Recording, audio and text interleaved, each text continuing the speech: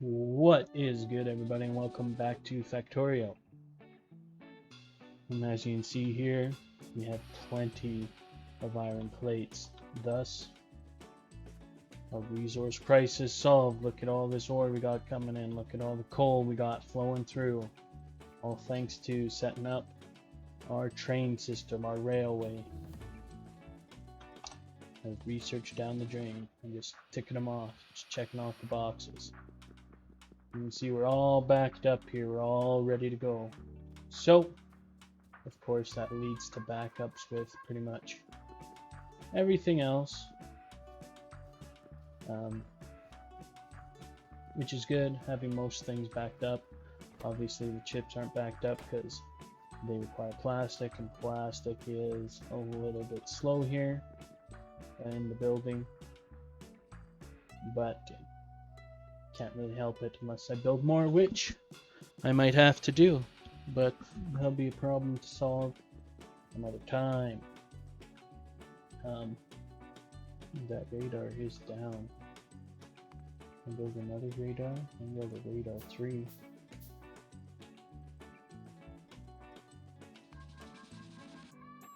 Sorry, I'm just going through and oh shit, that radar 3 opens up a lot of stuff to look at.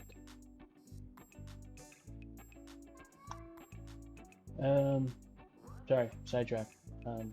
So yeah, that radar is down. And our resources are all full, thanks to this beautiful train right here. Actually, I'll let it go, because I got one of these bad boys. Where is it? I got a tank, everyone. Finally happened. Oh, it's got only 2 fuel spawn. It's got no ammo, so that's okay. We'll just go without ammo for now. Oops. Hit E instead of D there. Let's drive down and take a tour of our operations, shall we? Speaking about tanks, it just traverses. Goes all terrain except water and cliffs. Anything else it'll punch through. So, here we have Iron Base Alpha. And just get out of the tank. Drills are set up, got semi-good protection here, covering kind of the 2 sides, 2 ends, 2 corners. Not, 100% done, of course, and not complete by any means of the word. Still have a bunch of drill spots we can fill out here, but it's got power. It's got two full drill lines going. What more could I ask for? It's smooth. It's running smooth. It's running smooth right now. So at least we're getting more resources. We're down to what? 15,000. Well, now we have access to 5 million more. Oh yeah, look at this place. Copper down here too. This guy's like sitting around resources for some reason. Like, there's one up here, yeah. Right on the coal, and then right around the coal. These guys right around the copper. No one's on this coal though. There's oil over here, that's good. How are we doing for oil anyways? Let's check. Let's just check all our resources. Goes down to 105,000. Well, we have access to another 1.6 mil. So good. So let's head up to Coal Base Alpha. It too is kind of preliminary like this setup for Iron Base Alpha. Zoom out here. Not too many coal lines going, but there's enough to fill in this cart a little bit, which supplies the home base with tons of coal for right now for our needs. And some turrets set up here to defend against the evil aliens that, we're just chilling and then we crash landed here, so maybe I'm the true evil, I don't know.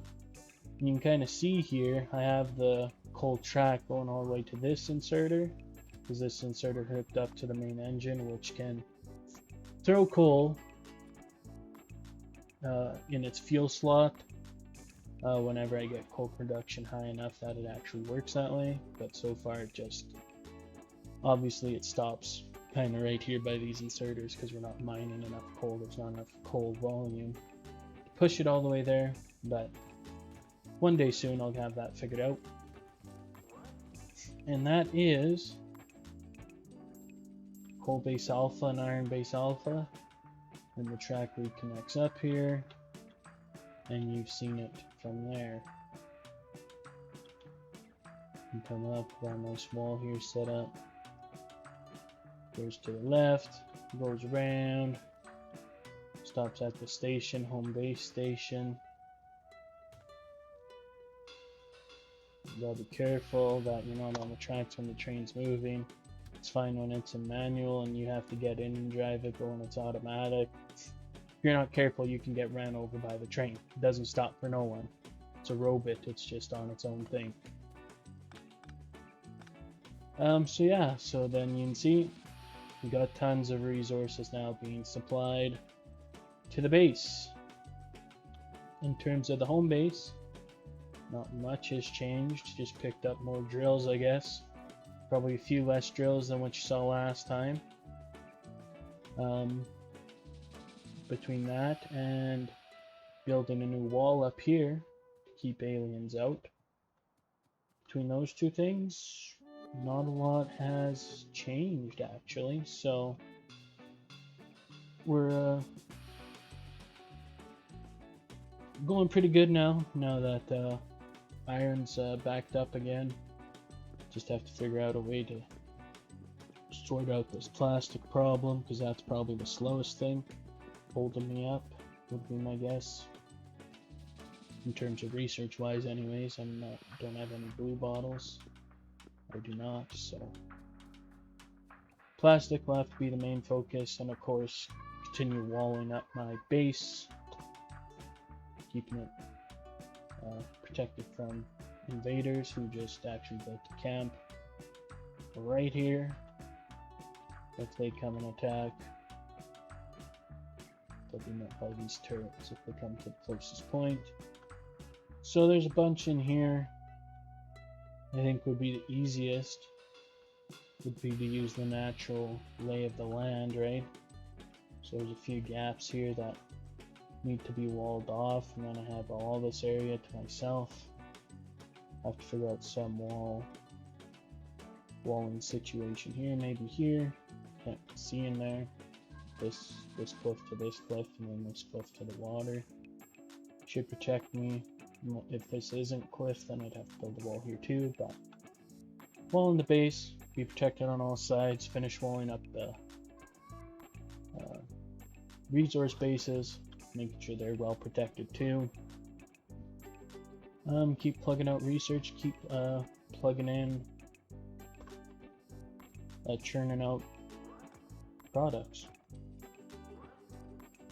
If you're wondering why those ghost labels are there, hopefully I can show you guys next time. If not, you'll just have to stay tuned till I can show you why the ghost labels are there. And if you know why the ghost labels are there, then you know why they're there.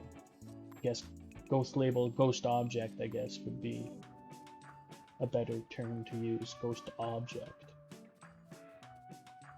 Not a ghost label, but a ghost object. And this wall's been holding pretty strong, thanks to my turrets. They've just been going to town, defending this place. And I just picked up all the Orbeez.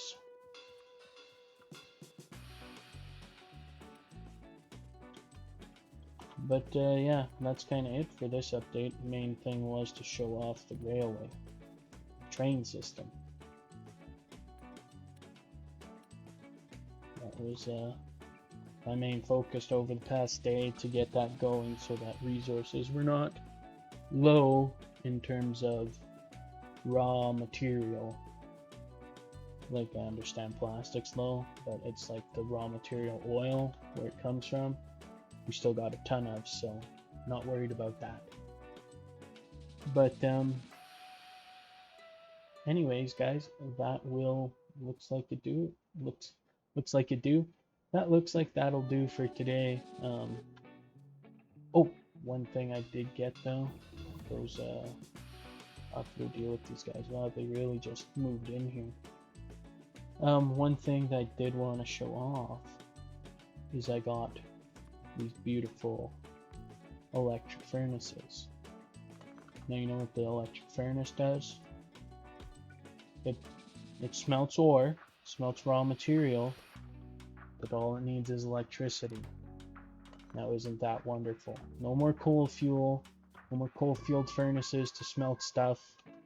We can put down a little bit bigger electric furnace.